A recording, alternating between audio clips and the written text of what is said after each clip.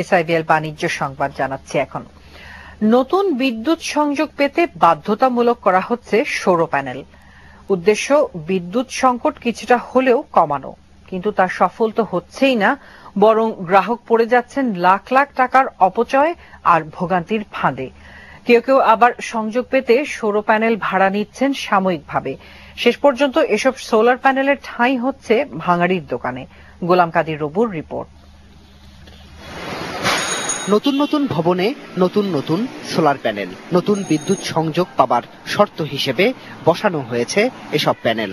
খরচ লাখ লাখ টাকা, যা দিতে হচ্ছে গ্রাহককেই। আবার রক্ষণাবেক্ষণের দায় দায়িত্বও তাদের, কিন্তু হচ্ছে না কার্যকর পরিমাণ বিদ্যুৎ উৎপাদন। ব্যবহার করা হচ্ছে যেসব ব্যাটারি টিকছে না এক বছরও।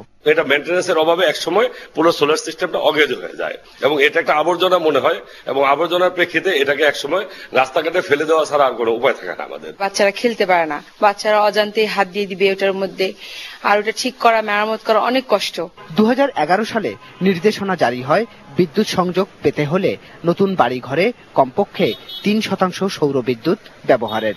সোলার প্যানেল বসানোর পর পরীক্ষা করবে বিদ্যুৎ কোম্পানিগুলো, তারপরেই মিলবে অনুমোদন।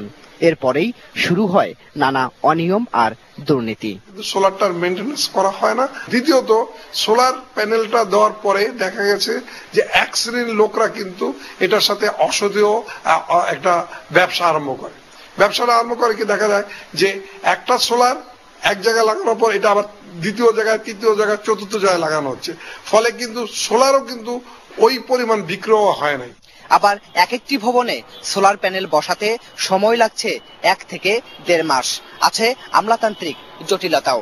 তারই ধারাবাহিকতায় বিদ্যুৎ মিলছে না 22,000 তৈরি ফ্ল্যাটে। আমাদের প্রায় 20 থেকে 22,000 ফ্ল্যাট অবিকৃত রয়ে গেছে, এবং এটা যদি ধীরে ধীরে লাইন দেওয়া শুরু করে তাহলে কত সময় লাগবে। তো এই ক্ষেত্রে কিন্তু আমাদের এই ফ্ল্যাট বিক্রিটা বন্ধ হচ্ছে, হ্যান্ডওভার করতে দেরি হচ্ছে। সোলার প্যানেল বসানোর বিষয়টিকে সমর্থন করছেন না জ্বালানি বিশেষজ্ঞও। এই প্রক্রিয়াটা কোনো সুফল বয়ে আনেনি এবং আলটিমেটলি বিতর্ক সৃষ্টি করেছে। সোলার বিদ্যুৎ ব্যবহার করা বাধ্যতামূলক, সোলার প্যানেল বসানো বাধ্যতামূলক না। তাই এসব বাস্তবতা বিবেচনায় নিয়ে সোলার প্যানেল বসানোর বিষয়টি বাদ দেওয়ার পরামর্শ এই বিশেষজ্ঞের। বিভ্রান্তিতে আমরা। গোলাম কাদির রবু, এটিএন নিউজ, ঢাকা। উদ্যোক্তা তৈরিতে যুব সমাজকে অনুপ্রাণিত ও প্রশিক্ষিত করতে ড্যাফোডিল ইউনিভার্সিটিতে